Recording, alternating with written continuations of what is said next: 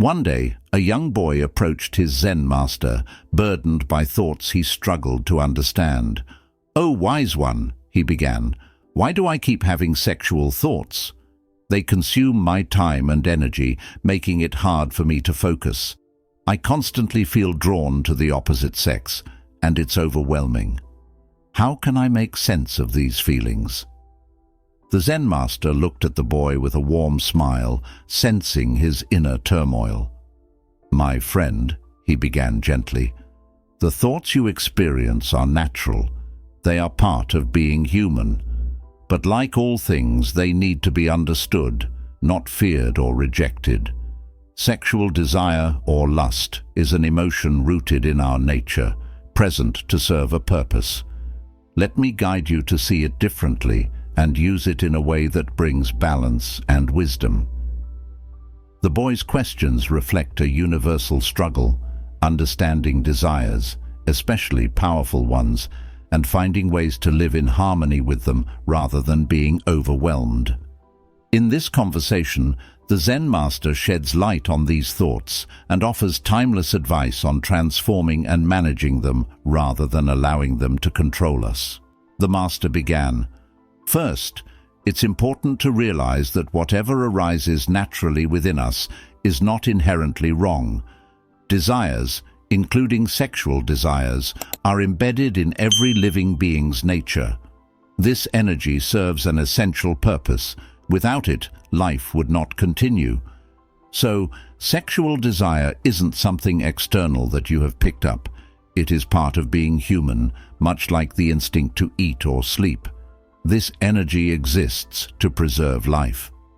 The boy listened intently, nodding. "So, Master, if it's natural, why do people feel ashamed or uncomfortable about it?" The master smiled, understanding the boy's confusion. "That's a very insightful question.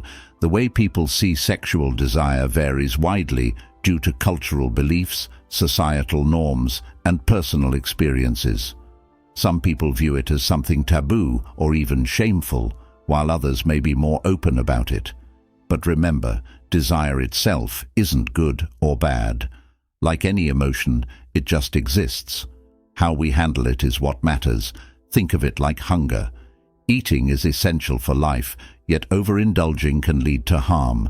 Similarly, indulging excessively in any desire, including sexual desire, can cause imbalance and issues."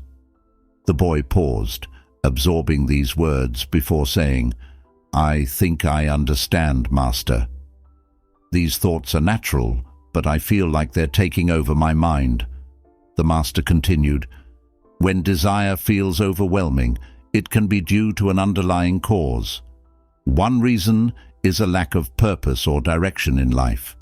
When we don't have something meaningful to focus on, our minds become susceptible to distraction, allowing desires to dominate. Let me ask you, do you struggle with these thoughts, even when you're deeply engaged in something meaningful?"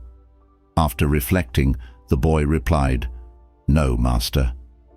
When I'm focused, these thoughts seem to fade." "Exactly," the master said with a nod. "When our minds are occupied with meaningful goals, there is less room for distracting thoughts. Even if such thoughts arise, our dedication to our purpose can push them aside. But when life lacks purpose, it's easy for desires to consume us." The master continued, "Another reason sexual thoughts may feel overpowering is because society often suppresses natural desires, labeling them as bad or inappropriate. When something is forbidden or hidden, it becomes mysterious, even more attractive. Suppose I tell you not to think of a monkey. What is the first thing that comes to mind?" The boy chuckled. "A monkey, of course." The master laughed and explained, "Exactly. This is how the mind works. When we try to ignore or forcefully suppress thoughts, they often return with greater intensity. Instead of trying to erase sexual thoughts from your mind, it's better to acknowledge them without judgment. This allows them to pass naturally without gaining power over us. When we resist thoughts, they become stronger. But when we simply observe them without attachment, they lose their intensity. The boy found this idea freeing. He asked, "So, rather than pushing these thoughts away, I should observe them without reacting?" "Yes," replied the master. "Mindfulness allows us to notice these thoughts without becoming fixated on them. Often, a single thought triggers a chain of similar thoughts, which then spiral out of control. Practicing mindfulness breaks this chain, letting us see each thought individually and allowing us to decide whether to engage with it or let it go." The Zen master then pointed out, "The people we surround ourselves with can also influence our thoughts and desires. Spending time with people who constantly indulge in superficial or lustful thoughts can pull us in the same direction, even if we naturally wouldn't think that way. This is why choosing our company wisely is crucial. When you spend time with people who uplift you and share your deeper values, you'll find it easier to focus on what truly matters to you." The boy nodded in agreement, realizing the importance of being around positive influences. "Master, I understand how the company I keep affects me, but is it possible to overcome desires completely? Can meditation or spiritual practices help?" The master reflected on the boy's question. Our sexual energy is a powerful force that cannot simply be erased, nor should it be. It is part of our design as humans. However, we can transform this energy into something higher and more meaningful, a process known as sublimation. Sublimation is the act of converting one type of energy into a greater form. Think of electricity. If misused, it can be dangerous, but when channeled, it lights up a room. Similarly, through meditation, prayer, or acts of compassion, we can redirect sexual energy into spiritual energy. In spiritual traditions, this refined energy is often called ojas. The boy, intrigued, asked, "What is ojas, Master?" The master explained, "Ojas is a type of spiritual energy stored within the mind and body. A person who has cultivated ojas possesses a magnetic presence. They are calm, wise, and their words carry great impact. People are drawn to them because they radiate peace. By engaging in meditation, selfless actions, and positive living, we build this energy. The more ojas we have, the less interest we feel in superficial pleasures. Instead, we feel fulfilled from within.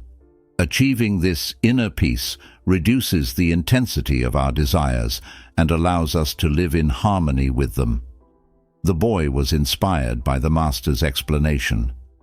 "Master, where should I start to build this inner peace and transform my desires?" The master replied kindly, "Begin by spending a little time alone with yourself every day. Solitude is a great teacher, as it helps you understand yourself and your thoughts. Start with a simple meditation practice, focusing on your breath and observing your thoughts as they arise. You don't have to react or engage with them. Over time, this practice will bring clarity and calmness. As you become more peaceful within, your desires will find their own place without overwhelming you."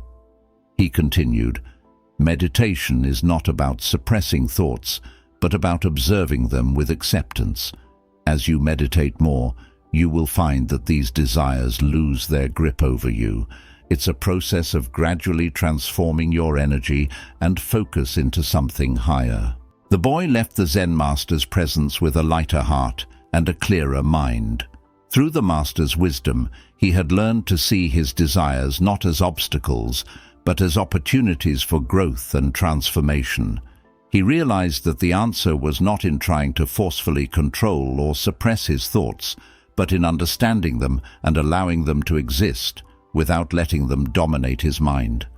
As the boy walked away, he felt inspired to begin his journey of self-discovery. He understood that by cultivating a meaningful life, choosing his company wisely, and practicing mindfulness, he could learn to manage his thoughts and direct his energy toward a greater purpose. With patience and consistent practice, he could build the inner peace that would bring balance to his desires. Through this timeless lesson, the Zen master had guided the boy to transform his life.